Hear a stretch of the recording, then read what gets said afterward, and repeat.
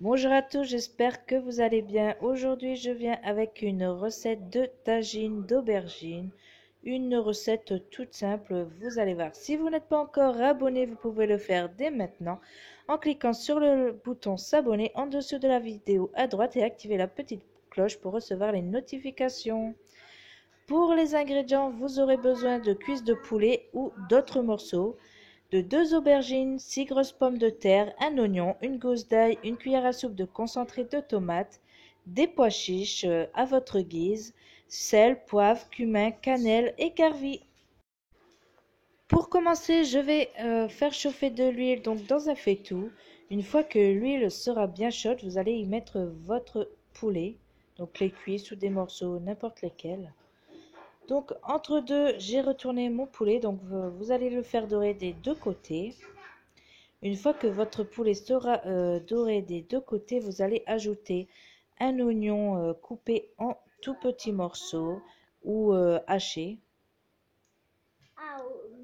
Et ensuite, je vais ajouter mes épices, du sel. Je vais aussi ajouter du poivre. Pour le moment, je vais laisser cuire donc rien qu'avec ces épices-là. Et je vais laisser cuire mon oignon donc à couvert.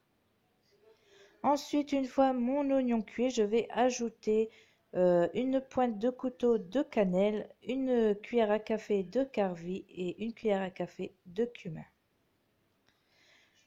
Le carvi, vous pouvez en ajouter moins si vous le souhaitez. Si vous n'en avez pas, vous pouvez le remplacer soit par du gingembre ou alors pourquoi pas aussi de la coriandre moulue. Ensuite, j'ai ajouté mon concentré de tomate avec une gousse d'ail hachée. Je mélange, une fois bien mélangé, je vais donc ajouter de l'eau jusqu'à recouvrir mon poulet entièrement et je vais laisser cuire comme ça avec le couvercle.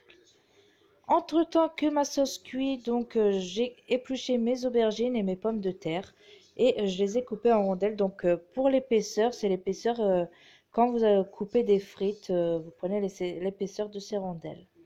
Et je vais les faire cuire dans l'huile, donc je vais les frire à la friteuse ou dans une poêle avec de l'huile comme vous voulez. Vous pouvez cuire aussi les aubergines dans le four pour qu'elles soient moins grasses. Donc là, entre-temps, mon poulet a été cuit. Donc je l'ai retiré et je vais venir ajouter mes pois chiches. Et donc je vais laisser cuire jusqu'à ce que ma sauce soit réduite. Donc il faut toujours qu'elle reste liquide. De toute façon, vous allez la goûter entre-temps. Vous allez aller voir la différence avec le goût quand elle est cuite ou pas. Donc là, ma sauce est cuite comme vous pouvez voir. Donc là, on arrive juste au-dessus des pois chiches. Vous pouvez voir qu'elle est liquide, donc on voit quand même un petit peu qu'elle était en train de s'épaissir, mais elle est tout de même encore liquide. Donc là, elle est bien, je vais donc stopper ma cuisson et la mettre de côté. Et une fois que mes pommes de terre et mes aubergines sont cuites, je vais donc les placer. Donc je vais faire une première rangée de pommes de terre.